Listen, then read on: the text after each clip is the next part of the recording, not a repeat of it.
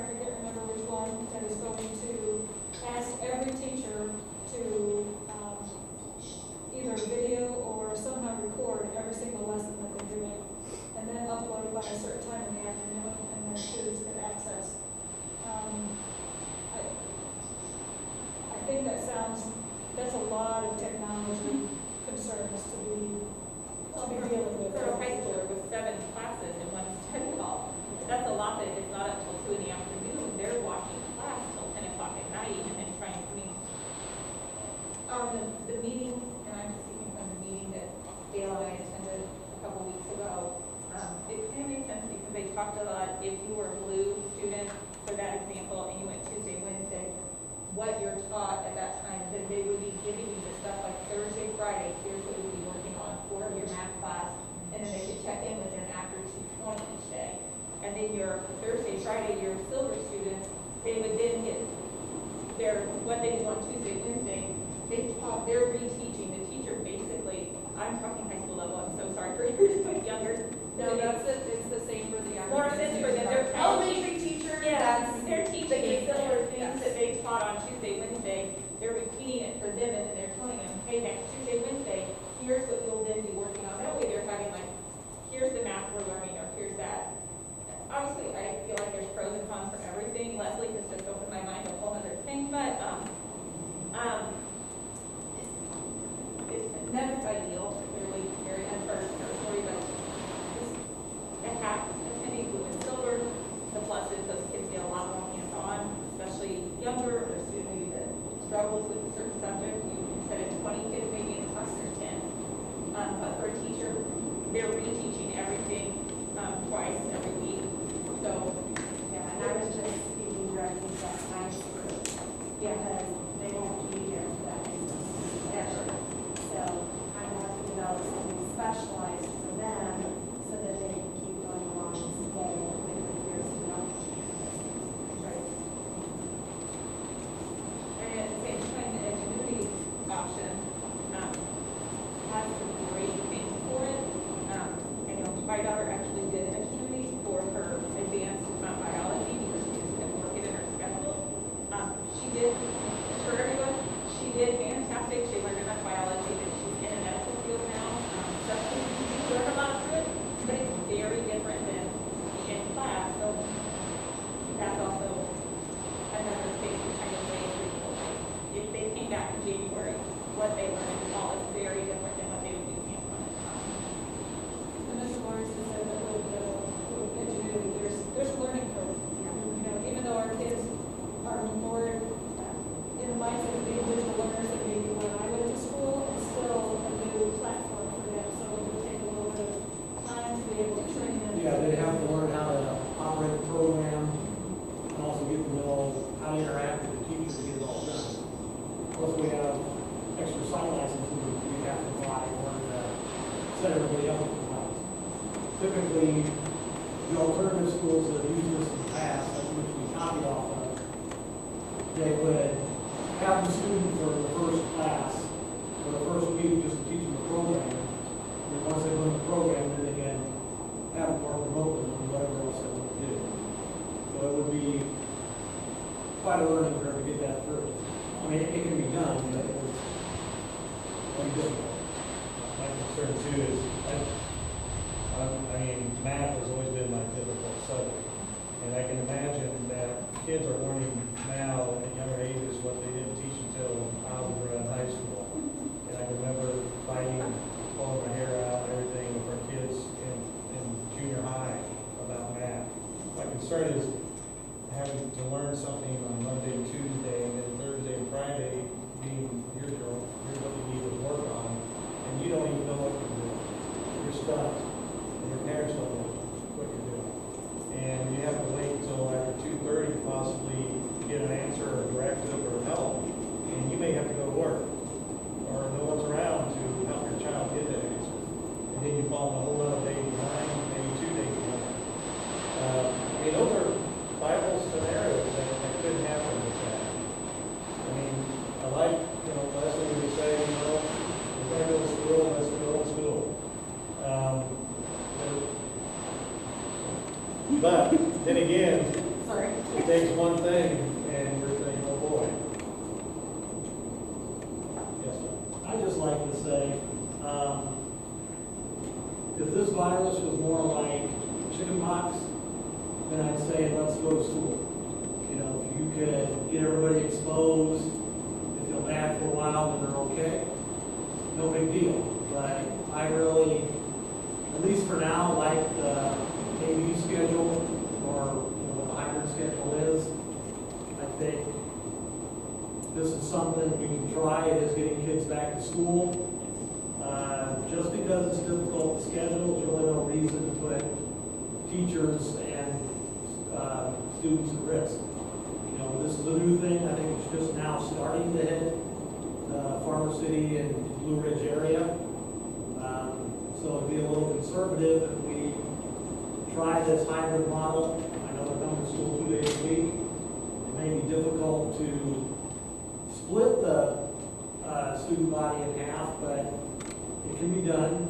And also, as we've talked in our committee meetings, it's possible for small groups to meet maybe every day or even on Mondays. And I just think that would be a better route to try. And once we've established this, if after a few weeks there are no cases and we seem to be managing pretty good, let's go ahead and open it all up again. And then if things don't work out, okay, we already know what it's like to do remote learning. We mastered that, except we didn't have the idea of what do you have to do for a grade. That's the new thing we're going to start this year. You know, it's no longer, we'll take your third quarter grade if you want it. First day of school, we're going to talk about, okay, how's remote learning going to work? Do you have Jetpack at home? Do you have computer stuff so that if you have to go remote, you can work at home? Even probably go as far as you have a relative or a friend in the neighborhood that can check up on your kid who's might be home by himself to see if they need help or encourage them to contact the teacher. Then, you know, if we have to fall back on the remote learning, we can do that. And then if things gradually open up, we've at least practiced this hybrid model so we can try it again. If we try to come up with this and teach it in midstream, that's going to be really difficult. So I think if we start with this, even though it might be a little uncomfortable for some people, give that a go for a while, and then there's no reason why we couldn't open it up more after a while. I mean, it may be difficult to schedule, but as far as how it works, there are small groups that, special ed, maybe Mr. Seneca's class, some other specialty classes, there's a small enough population that maybe they could meet every day. So I think we're kind of looking at 4 different groups instead of 3. You know, we've got the night group that's going to stay home. We have the A group, or I guess the blue group and the silver group that's going to work on their days. And then there may be a group of special ed students, 504 students, or some really specialty classes where there's 10 or less that could meet every day. And I think it, like Leslie said, it may be difficult to schedule, but I think it's worth it to try that. Especially if we have some people that are at risk who maybe don't want to be here because of that. That's why I'd really like to see us try this hybrid model and get started.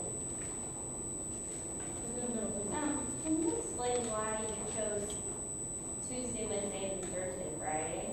The only reason why I ask is because just in hearing you talked about they'd be in person and then have 2 days to work on it, I want to be in that group for my kid who's going into kindergarten, because that, I picture my kid going Thursday, Friday, and then having the full weekend, and then having Monday, and then having Tuesday, Wednesday to work on it. I feel like that's almost too much time without having that interaction. I don't know, for some reason in my head I feel like Tuesday, Wednesday, and then 2 days to work on stuff at home is like the better schedule of the two. Whereas in college and all of those, you always have Monday, Wednesday, Friday, or Tuesday, Thursday. So why not do, like, why did you group them Tuesday? I guess that's my question. Why did you? I think the reason why we went with Monday, correct me if I'm wrong, sorry. We have more Mondays as days off, like there's Labor Day, Columbus Day. You know, there are more 4-day weeks when we have Monday off. And if that happens, that's why we pick Monday. Well, that makes sense, but why group the kids, why not have the kids go Tuesday, Thursday, and then Wednesday, Friday, rather than? In order to keep them together and clean, like, Tuesday, Wednesday group, we're gonna clean a lot Wednesday evening. And we don't have to really clean as much That makes Tuesday. sense. That does make sense, to me. I was thinking more learning wise. Yeah, Okay, and that makes sense. that model changed many Yeah. times before we got here. That makes, oh, I'm sure. Yeah. Okay? Me? Yes. As a parent with a child that falls in that kindergarten through sixth grade, and a parent with another child who is, you know, in the other section, I'd really like to see consistency, like whatever plan we go with, whatever, you know, Leslie brought up, the school being here 4 days a week, if the other younger people are going to go 4 days a week. If it's 2 days, be consistent. I mean, for both. I can't really justify my younger child being exposed 4 days a week and my older child only exposed 2 days a week. I just can't really rectify that necessarily. And having them, we'll deal with either way. But if we could be consistent among those two groups, that would be ideal as far as I'm concerned. Thank you. Go ahead. So mine sort of piggybacks on that. I have two things actually. So one is for the kindergarten through sixth grade, what was your motivation for the two different models, where 4 days versus 2 and 2? Because I guess my opinion, and I don't have an opinion strongly either way, she's going to be excited to come to school, whatever model it is, so I don't feel strongly. But if you can do 4 days safely, why not that just be what it is? Why is there a different option? Because if they can all come, then I think everyone agrees that's best for them if they can all come safely. So let's just do that for that age group. And then my other is not so much related, so if you want to answer. Yeah, if I could answer that. So the original plan was not talking about bringing kids back full-time. Right. And when we had our community meeting, I think that was on June 30th. Feels like forever ago now. Wow, it does.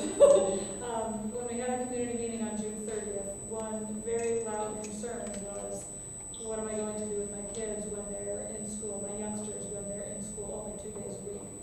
And, you know, sometimes then people bring up childcare, school's not a daycare, that kind of thing. But my perspective, what I heard out of that meeting was, it wasn't a matter of, I feel like I need to provide your childcare. The situation was, where are those children actually going to be? And would they be safer with us, not fully socially distanced from each other, or would they be safer elsewhere?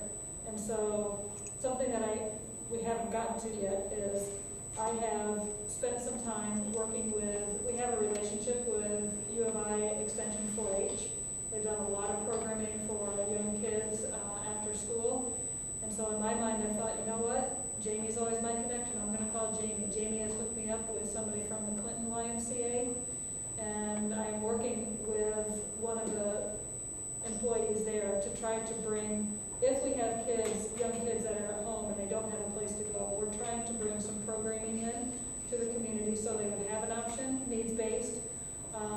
When we spoke last, which was yesterday, he didn't think they could get the legal things taken care of until about the end of September, but he definitely wants to move forward if we feel like that's an option that we need to have. So we're trying to meet that need, number one, by trying to provide an extra option in the area because we know daycare numbers are small. But the other option for us to look at was, would the kids be safer if we didn't have a good option like that? Would the kids be safer under our care?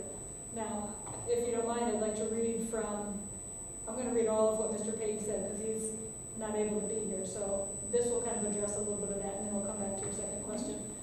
Said, I think that our population at Schneider is possibly the most at risk when it comes to remote learning. Many of our kiddos have not yet developed independent study habits and have parents working throughout the day, which makes teaching or guiding their students through learning difficult. Our pre-K to third grade students develop a large amount of knowledge, skills, and dispositions about learning early in the school career. Full in-person learning would be ideal, but does bring about several difficulties, including morning arrival, lunch, recess, transitions, and small group instruction. Full in-person, full meaning everybody back. Full in-person instruction can only be achieved in our building through modified social distancing or by hiring additional teaching staff to reduce class size for second and third grade. I think if this is the direction we decide to go, we'll need to make it clear to parents what the day looks like, and that will maintain social distancing as possible. This model does potentially create more liability concerns. Hybrid learning does provide an environment where social distancing is more feasible, the concern here being that most students are only in person for 2 days a week. While this is better than 0 days in person, it does not create an ideal continuous in-person learning opportunity for our young learners.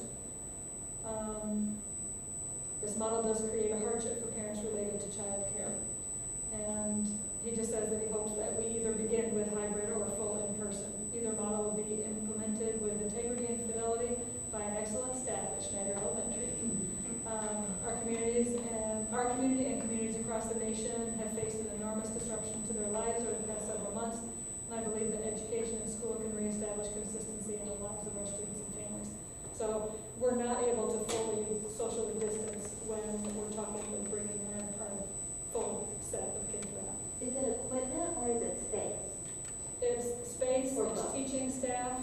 If we had to purchase portable classrooms, that would be a money concern, number one. Number two, you have to have an adult in there. So we're not even fully staffed for the fall with the personnel that we need for our current population, let alone having extra teachers for new positions, and the finances to hire those positions. Or what if you hired, but then you didn't need them? Then what do you do? Yeah, so it's tough. Well, we use subs. Well, guess what? We don't always have subs to cover what we already have, and we're gonna need subs even more than ever. So it's just trying to balance a lot of moving parts, right? So, but you had a second one. Yeah. The other one, it doesn't, it's just a question that I've heard brought up. Do you have any insight about how you're going to break them up? Let's say we go with the Model A where it's 2 days. Let's say I have a child that's in Schneider, that's in kindergarten, but then maybe one who's in third grade. Will the entire school, will it be like by last name so that my 2 children are at the school on the same days or not? Or what is your plan sort of for how you would break up the? Yeah, we have to have a starting place. The thought was, especially at the older grades, to start alphabetically and start by cutting them in half and then seeing what that does. At the high school, I might have a situation where, kids are moving every hour, right? So I have to look at my class list and see if that's reasonable. In the younger grades, it might start with an alphabetical split, or I think the teachers really want to have a lot of input as to what would be the best mix. Would we take into consideration daycare, special education, siblings with different last names? Yes, all those things, but somebody has to start somewhere, and then you make modifications from there. Hi, I just wanted to clarify something that Mr. Lawrence said, like you had emphasized that it would be difficult to schedule, and I think that really what I was saying, not that it was difficult to schedule, but that it would be so difficult to lesson plan. And so there's kind of a difference there because like scheduling makes it look like it's my concern, and lesson planning makes it look like it's, the concern of the teachers. I think that scheduling is what it is, and just to emphasize a humongous difference at the high school between other sections or other students or grade levels is the number of sections.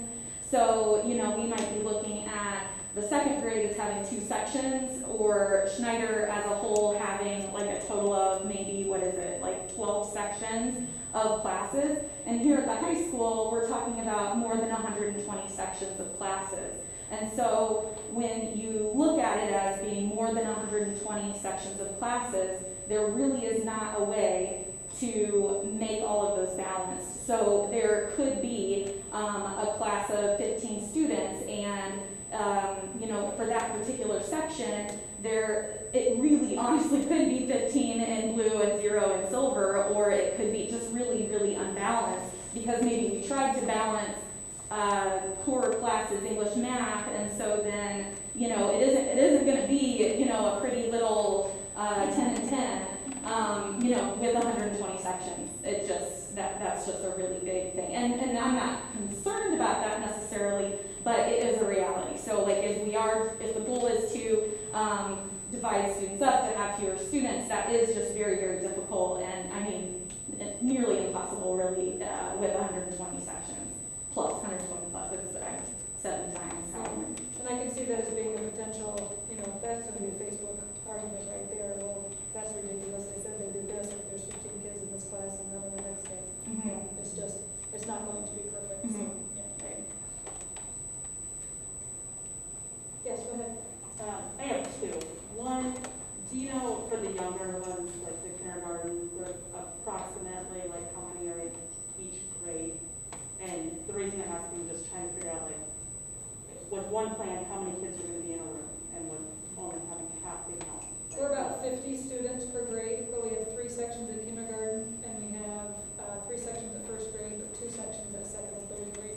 That's why Mr. Payton referred to the class size at second and third grade is closer to, could be a 22 to a 25.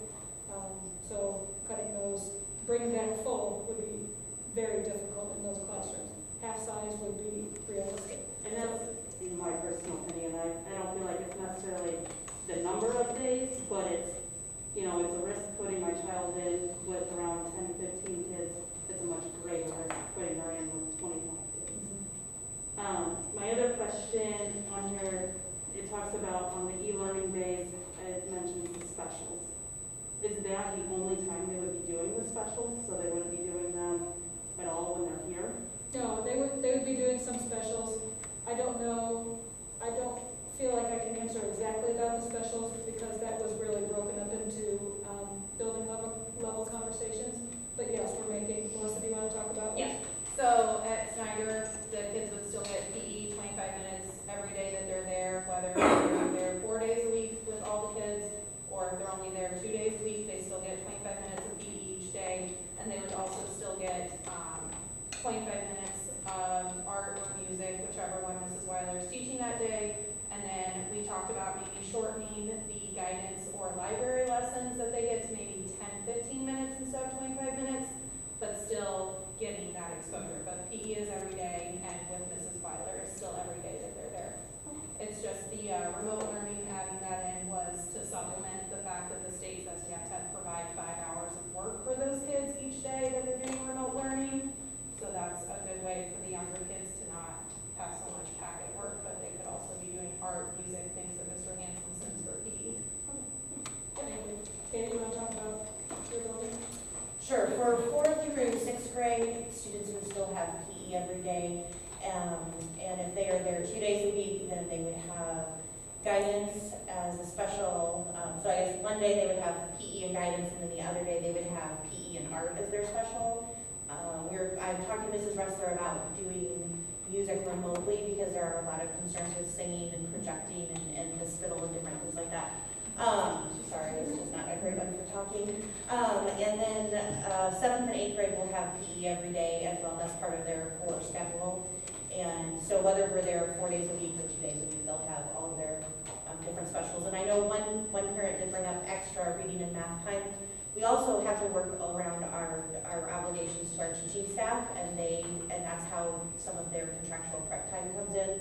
So we can't just have kids in the classroom all day long just doing math and reading, because then we're going to violate something on that end. So we'll still provide like that well-rounded education for the kids too. Go ahead. Are you still planning to do for kindergarten, there had been discussed previously about like the week before Jumpstart? school, yes. Are you still planning to do that? We hopefully tonight are going to be hiring our Jumpstart teachers, and the thought is to modify that plan and make it 4 days a week. And so half of I'll call it blue and silver, but that might not be. If it was, that would be great. So let's say on the blue group, I would come to a half day and a second half day, and the silver group would come to a first half day and a second half day. And that'd be with the assigned teacher, but they would That's have the goal. right? Yeah, it'd be Do nice. you have an idea at all? I know that everything is like super fluid. Do you have an idea at all when you'll like make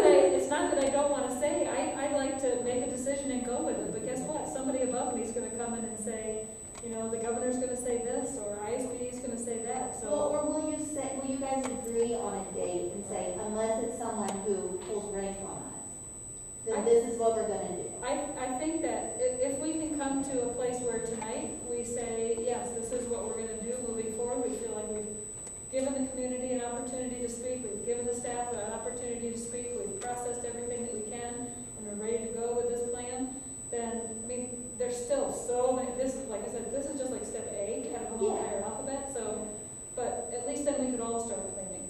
And then, yes, we will have to have flexibility if somebody says, nope, this changes. So, but yeah, my goal is to have that done very quickly.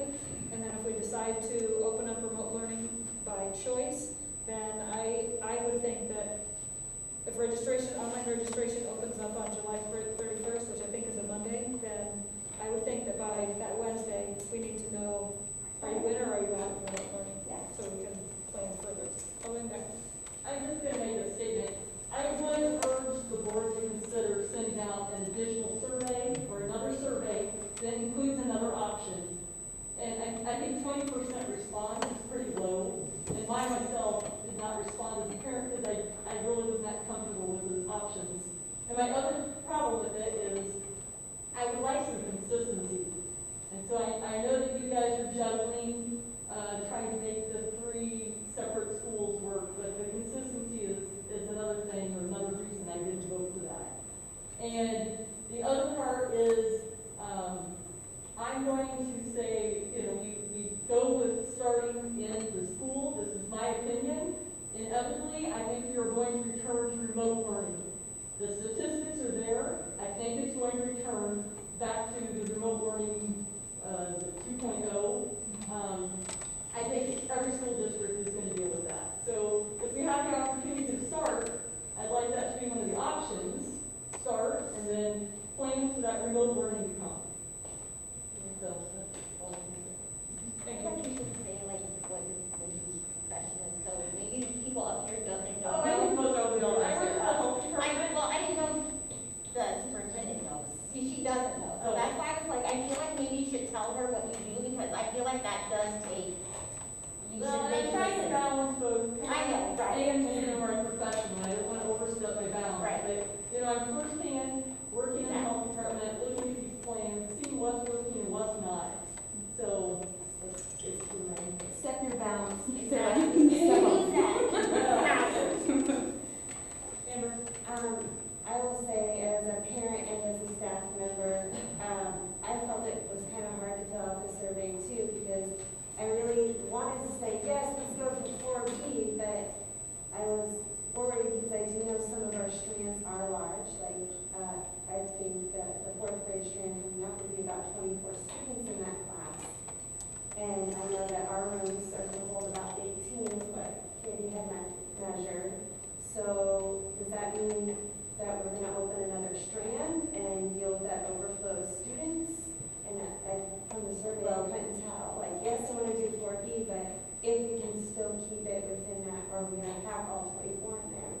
I don't think that, I think that if we went with 4 days a week, there will be classrooms where 6 feet is impossible. And I think that's what, on the thing that went out, that it said, that social distancing will be done at all possible, but there will be times, like, I think you look closely at that picture she had, those said desks were 5 5 feet, so they will be a little bit closer. And so the parents just will have to be aware of that, like, and maybe I'm too idealistic, and my kids are grown, so, you know, kids are going to come together. There's going to be, I'm sure Marcia can maybe share with us, maybe those kids stay 6 feet apart all day long. Recesses, And again, you can encourage, that's the first thing ever. that's their best friend, so they're gonna go over, you know, if you're in 2nd grade, you're going to go over by your friend. So I feel like there will be some interaction. I feel like there's some interaction, in their daily lives right now. For some of them are in daycare with their little friends, or, I know some parents, you know, people have participated in activities, so I do think that the district can do everything we could and encourage behaviors and encourage all of that stuff. I was just wondering, since the pictures for the 5 feet that they were showing for that model were at 5 feet, but that's with only 18 kids. Well, now you're gonna add 6 more kids in that group, so then what are they, 2, 3 feet? I don't really know. I thought- Yeah, we won't have an extra section, you'll still have 24 in your class, so we won't be able to meet the 6 feet social distancing. I don't We'll know. still have a So then space. I'm curious, how close are they? You know, that kind of thing. Well, and I do know, and that's the thing too, is the guidelines that are set down to us about, these are guidelines. We're not gonna come in and measure the desk at every school district, make sure they're within a certain parameter. But also I understand, even in the real world, they say if you cannot maintain 6 foot, you better have a mask on. The same setting would be if we have a class of 25 students and they're within 3 foot of each other, they have to wear the mask. And that's gonna be one of those things where, my feeling was if we're wanting to maintain the 6 foot distance, then what Ryan was telling us in his letter was, I'm all for it, bringing everybody back in, 4 days a week and everything, but I don't have the room to do it, or the staff to do it, and so we're gonna have to change some things to happen. Unless everybody in the community says, you know what, if my child's sitting 3 foot away from another child, as long as they got a mask on, I'm happy with that. That may be a question to put on a survey. So Or back something to to the see. jail, like, Cassie, well, her daughter might have a medical excuse not to be able to wear masks, so is she gonna be allowed to come? She can't, she hyperventilates, she pukes, she cannot. Well, I just didn't know if there's a I saw medical on reason. TV where they have masks for people who have breathing issues, that it's actually like a face, it covers your face and your nose and everything, but it's a shield, it's a clear shield. It's also secure to where they're able to breathe more freely and not have this stuck on their face. Now, is that going to be an option? Because I know when I was messaging Hillary, she said that face shields were not approved at this time. Currently, they're not approved. So would that be considered a mask or a face shield? Because I work in healthcare and to me that looks more like a face shield than a mask. The school doesn't decide that, right? Who decides? It's the state, right? The ISB is. Right. Is that a if possible thing, or is that a more black and white on the face shield? The face shield, the guidance was, it's very small number of reasons where somebody could wear a shield, and it would be English language learners, maybe some foreign language. But they were thinking about, being able to see the mouth to learn, but they weren't including all young grades. I don't know how close you've looked at the paperwork, and I know I have a copy of it, and it's online too, is what I looked at online. I knew it said it in here somewhere, but it does say that, students and staff are expected to wear face covering, but if there is like a medical. Yeah, I saw that. Just so you can, so for people that have a medical reason, your child, and if their doctor is like, no, medically, it's just not possible due to her asthma and everything, there is definitely a thing here, so that student may not be able to medically, we have students with all kinds of different medical things that they have to do different things of what they can eat or what, those kind of things. So those are always gonna be respected. We're not gonna say, well, sorry, then you just can't come to school if you really want your child still in school. Yeah, I have seen that, but then my concern is we're not gonna test anyone. No one's gonna be tested, and I know people are asymptomatic and don't know because I have a family member that's been asymptomatic for. And I don't know that we could do or require widespread testing.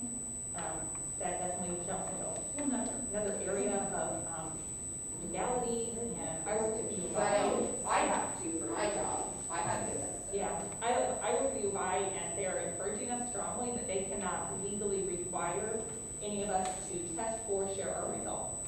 So I know that it's being looked at the higher education also, so I don't know if we could force that, but I just don't see where that would happen. So that would definitely be for every family to look at their own personal situation of what's best for their student. At the end of the day, we're definitely trying to try to look at the whole of all the students and everyone in the communities and make the best choice we can, but I do understand that every family has to look inside their own family and choose what's best for your child of whatever you need to, whatever you need to do. I wish we had all the answers. I'm Annette, and I don't have a child, but I do have a husband who has medical issues. So this raises a different category of concerns for us about bringing something home. Now, of course, we're careful and extra cautious, but I'm at Myers and there's 5 people trying to look at coding, okay? And I mean, I'm being for real. And unless you stand back here for 15 minutes,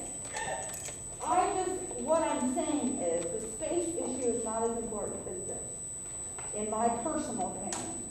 And my concern, and I feel for you, because I know people who cannot, I mean, for a variety of reasons, I've been told, I mean, I didn't know this, but they can't wear it.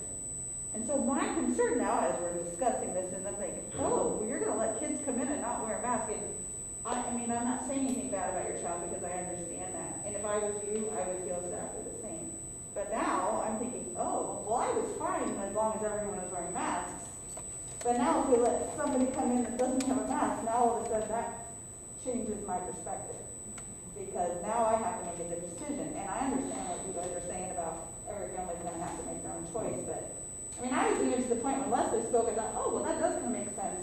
Because even though we're not going everywhere, everybody else we know is getting together and hanging out and having bonfires and, you know, so it's not affecting us, but everybody else is doing things, and we're counting on people to do the right thing, and they're not.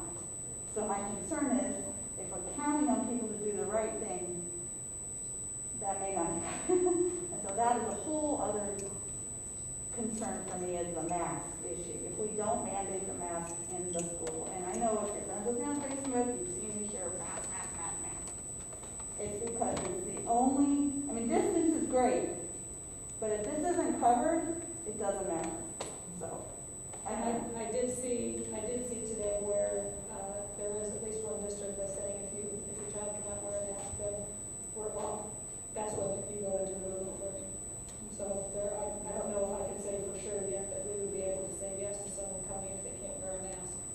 Now, that being said, if a child walks in with a mask and then all of a sudden it's off, you know, that's where it's gonna have to be teaching and learning and being very careful, being understanding of the age of the child. A 17-year-old child is different from a 7-year-old child in terms of complying with the mask. There's gonna have to be communication with home, you know, how do we reinforce that? We're gonna have to start talking about how do we practice before a lot of folks are out practicing at home right now. You know, so there's still more to go on here. Really quick, I want to answer to Sarah that she asked earlier about like hand washing and like the different things. And I just wanted to comment, I think it was last year, my memory can serve me wrong, and Schneider's teachers can help me tell me, Ryan had shared with us about the hand washing campaign that they did at Schneider. So my feeling is, I'm sure we have a lot of K-3 students that can teach all the older students how to wash their hands. And they did that before this even happened to try to reduce the number of illnesses and teach all the students. So I do know that we're already educating those students at the younger ages. So to me, that's very promising. If K-3 students can pick up on proper hand washing techniques, I have a feeling that these older students, I have faith in them, they can do it. It'd be hilarious if that was like a reverse read of a student thing, where you let kids into the high school, and like, okay, this is how you do it. Yeah.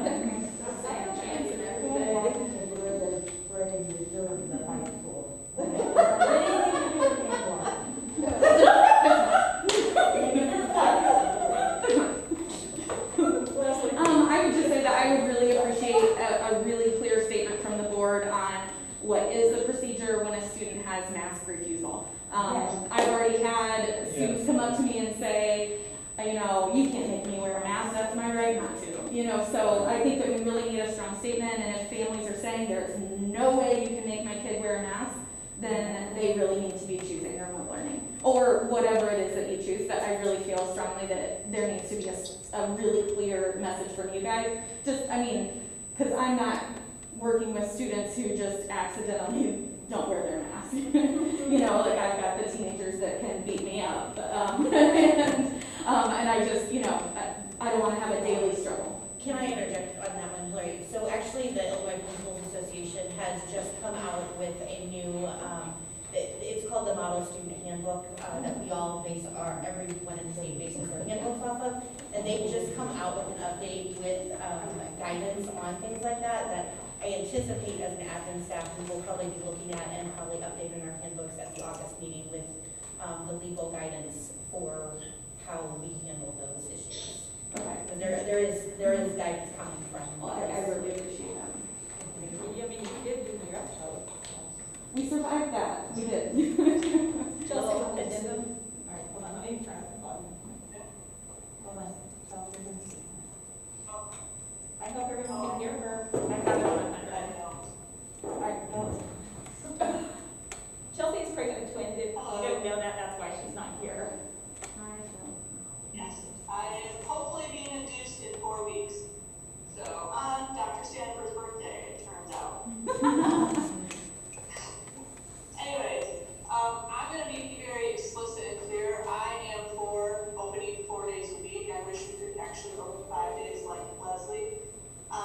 And I'm a mother of a 5-year-old, and I know that it is impossible to keep young kids socially distanced.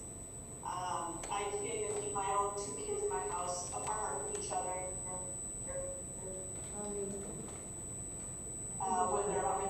So, but there are some things that we do know, and that I go see my OB twice a week now since I have a high-risk pregnancy, so I'm constantly asking questions. And these things that we do know give me peace of mind with sending children back to school. Because if we're going to look at the data and let the data guide our decisions, we know that the risk of sending kids to school is not actually to the kids.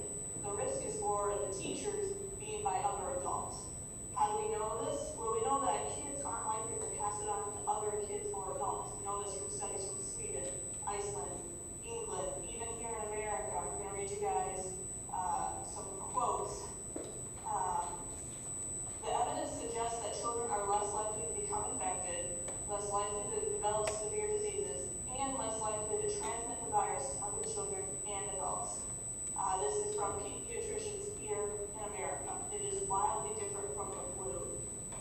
For example, in an Australian high school, and we know that high school students generally might get it more, still significantly less than adults, they might get it more than elementary students.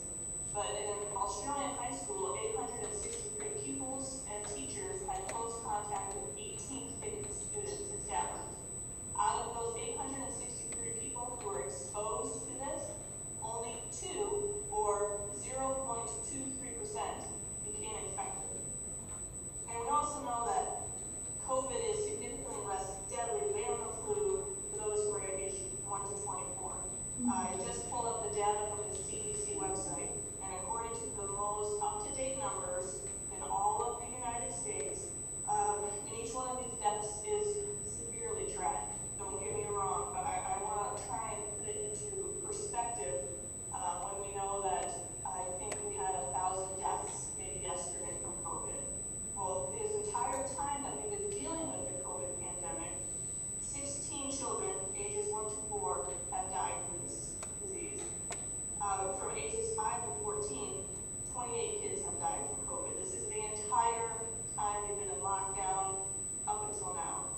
And then this age range is kind of hard because it goes past where our students would be. From 15 to 24-year-old, 348 people have died from this disease. And this does not factor out those younger people who might have those core comorbidities that we do know make this disease more deadly. So those numbers could actually be inflated.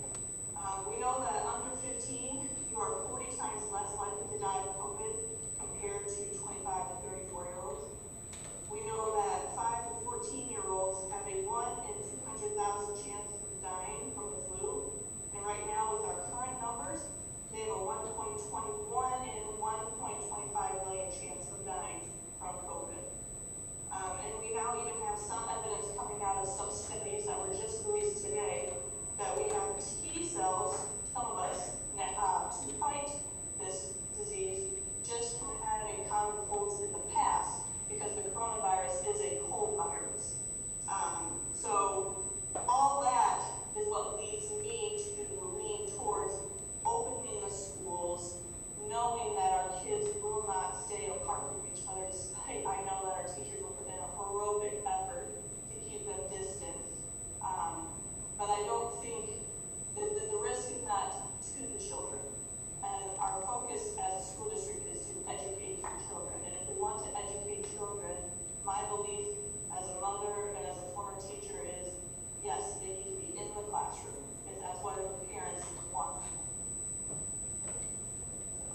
question. Yes, could you cite your sources on all that data, please? All those studies that I pulled up, Yes, you please. just have to, I mean, you don't have to give them to me right now, but I'm actually very curious about the, The data about the numbers, is that what you're meaning? yeah. I mean, she cited a lot of percentages and statistics, but I'd like to know the source that is cited. yeah, so the deaths, like when I went through like the age range 1 to 4, 5 to 14, 15 to 24, I Yes. was literally reading it off the CDC website right now. The under 15, 40 times less likely, the 1 in 200,000, that is from a